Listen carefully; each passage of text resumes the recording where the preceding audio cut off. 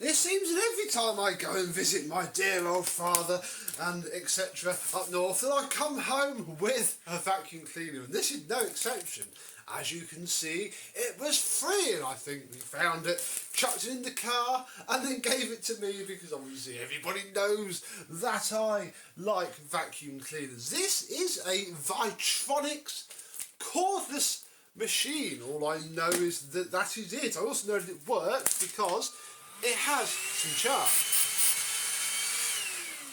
We have a bag of stuff. We have a floor head that we have seen before, although it's a little bit disgusting. So today we're going to see if it all works, see what we've got, see what state it's in, and go from there really. Let's have a look.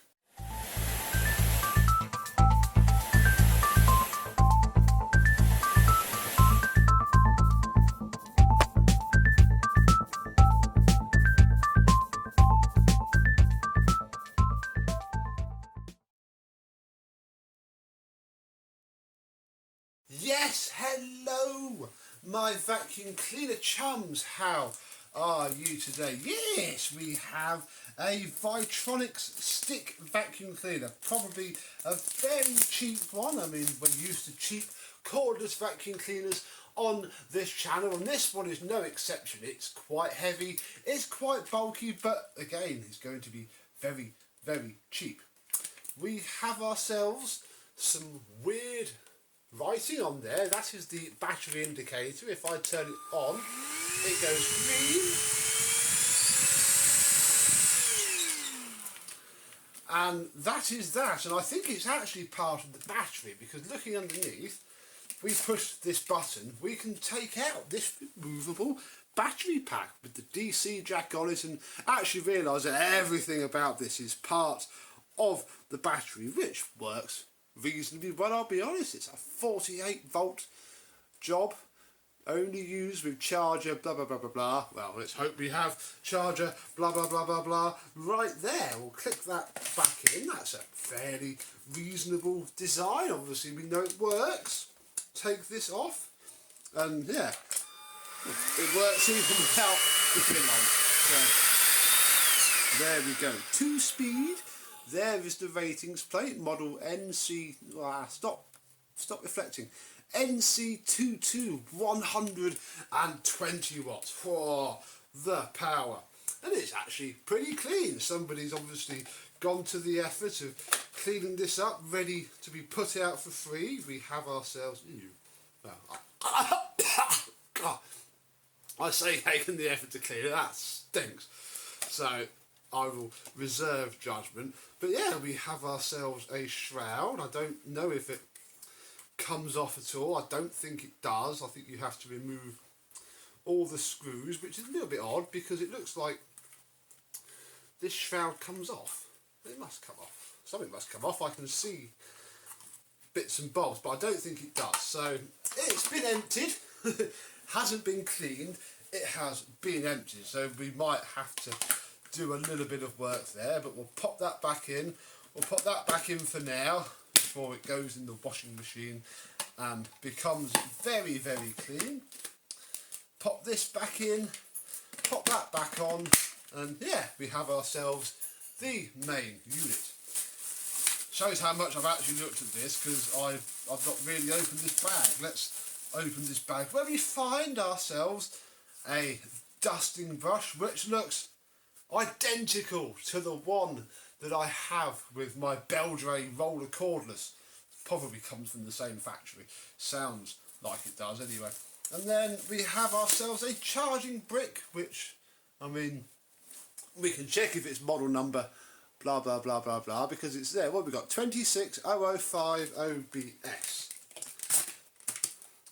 26005 BS. There we go. We have the original charger as well. How lovely. Although we don't need it in a minute because it has some charge. Have ourselves a nice wand, very wandy, does the job. And then we have this generic-y floor tool with the Vytronix logo on it. One that we have seen before many, many times on this channel. The Beldray comes with it, the Green Oak GSC40 came with it, and I think it ruined the entire machine compared to the GSC50. Told Green Oak such as well. It's a very cheapy head. You can tell by how scratched it is, and wow, how wobbly the wheels are. Oh dear. Interesting. Let's do what's probably never been done. Oh my goodness. And take out the brush roll. That is very sad, isn't it? Bless it. I don't actually know if this works. I suppose we should probably actually put the brush roll back in and see if it spins. I'd be surprised if it does.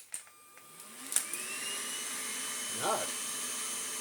It doesn't spin, and I don't know if it's... I don't even know if it's trying to, actually. Let's take that off. No, we're not spinning at all. Is not doing anything. And actually I've just noticed, look, they're a completely different colour, which is fairly standard on these cheap machines. So that's slightly interesting. I think what we should do to our 15 watt 20 volt head is take it apart and see if there's anything obvious. In fact, I think I should probably also get the multimeter out, because part of me wouldn't be surprised if we've actually got a break in this pivot somewhere from when we hacked about the Beldray roller cordless, all the wiring runs all the way through there, and if it's split, it's going to be there. Let's go get some tools, and I'll come back when we're ready to take the bottom off. All of the screws later, we should be able to just lift off the top, and lovely. Now, yeah, these wheels are, well, they're so worn that it just pulls straight out, and on this side at least, it's literally wearing through the plastic. So, oh dear. This has actually seen some proper use. Probably not a lot of use, but certainly some. And yeah, now we can actually see some more screws, which I will remove just so that we can get this clear head out of the way. They use shorter screws, same as the middle one, which is fair enough. Right, there we go. Let's take that out of the way. At least it's easy to take apart. And then we can see our little tiny motor. Look, there we go, all little and tiny. And we can get to the electrical connections to do the most basic of tests with our multimeter and see if this 10 watt motor, hang on, this said it was bigger than that. I don't want to flip it over at the minute though, because it's all out. So I'll put the probe on that pin, not that terminal. Oh, come on. This heat shrink doesn't help at all, because I've got to try and get you on there, and then, oh my goodness, oh, we don't have anything. You that broken? Yes, you are that broken.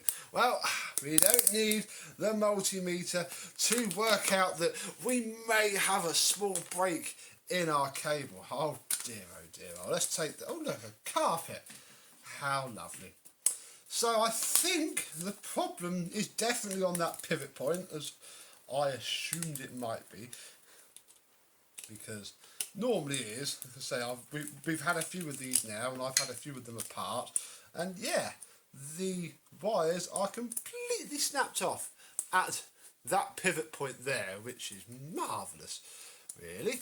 I've got to try and take it apart and work out how we go. The internal hose just sort of fell out, so that's good. The wiring will run underneath this piece of plastic here. I say run, did run under here, so there we go. It will come through the back, down the sides, and I think just out of the one side there.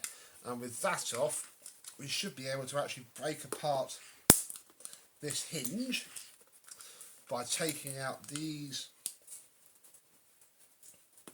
plastic pegs. Oh no, I think I've just broken one. Oh, I've ruined it now. And yeah, the whole thing now comes apart. So, problem is definitely this. I think, you know, this spins, so I would imagine that this works fine. I think what I'm going to do is Oh, show you the date code, look.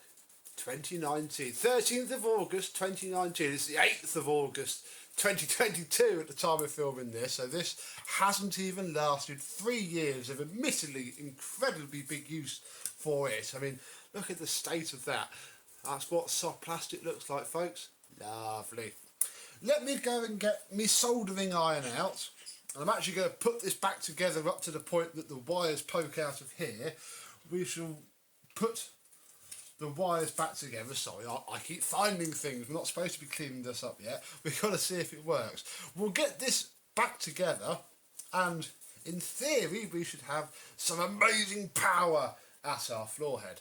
Well, there we go, a short time later, and I'm not entirely sure I've got that assembled completely correctly, because there's a lot of slack there, considering that it was broken somewhere down here. But it'll do for now. I've not even put the heat shrink over my solder joints yet properly. What we're going to do is plug it in,